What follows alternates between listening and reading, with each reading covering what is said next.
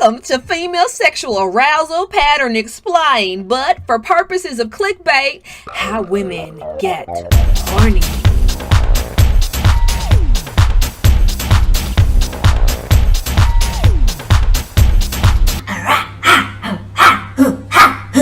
Alright, now that we've gotten that part out of the way, let's dive right on in, shall we? Masters and Johnson created a super comprehensive sexual response model that we're going to use today. It explains the act of sex in 4 parts: excitement to plateau to orgasm to resolution. For today's video though, we are only focusing on the first 2, excitement and plateau. During the excitement phase, a woman sees something or someone attractive. At this point, her pupils may dilate, her heart rate increases, her skin will flush, her lips may deepen in color and become larger in size. And this rush also reduces cognitive thinking, which is why in this phase, we often say and do things a little out of the ordinary for us. Now, most of us experience excitement several times a day, but usually nothing goes down and that kind of just goes away. When we actually engage with another human being or we're on the computer and we see something particularly interesting, that is when we move into plateau phase.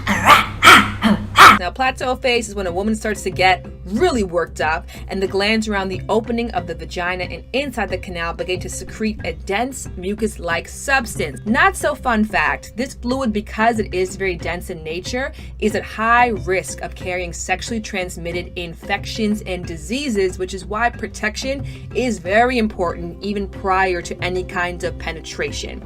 Now, during this time also, the nipples become erect and most importantly, the vaginal canal lengthens, sometimes double, approximately 8 inches, and the muscles relax. I want to direct your attention over to terrible diagram number 2, where we'll talk about the clitoris.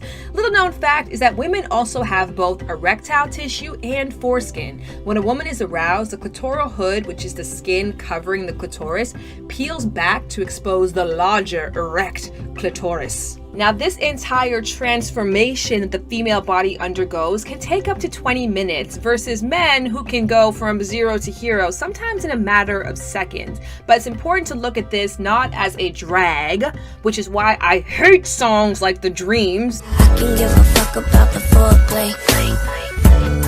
I want it now. But as something wonderful and fun, like a play that unfolds one beautiful act at a time. Also, what's super important is if you skip this part, a lot of women complain that sex is uncomfortable and painful. That's right, dry, tight, the cervix is hanging too low. And when sex is painful, it is not desired. When it's not desired, you end up not having a great reciprocal sex life. So now that you guys have the basic facts, I urge you, start asking questions or experimenting with your own body. How does your own sexual response cycle work? How does arousal work for you? How long does it usually take? And what do you need? All of these fun answers to these questions will allow you to get the most out of and enjoy the experience in order to get to the orgasm phase, which we won't cover in this video, but stick around, kids. You might learn a thing or two more. Looks good, smells good, feels good, but most importantly is like her authentic self. Also, you know, I like some soft lips, you know what I'm saying? That also helps. Here's a list of 5 women that I think could get the business on the lips.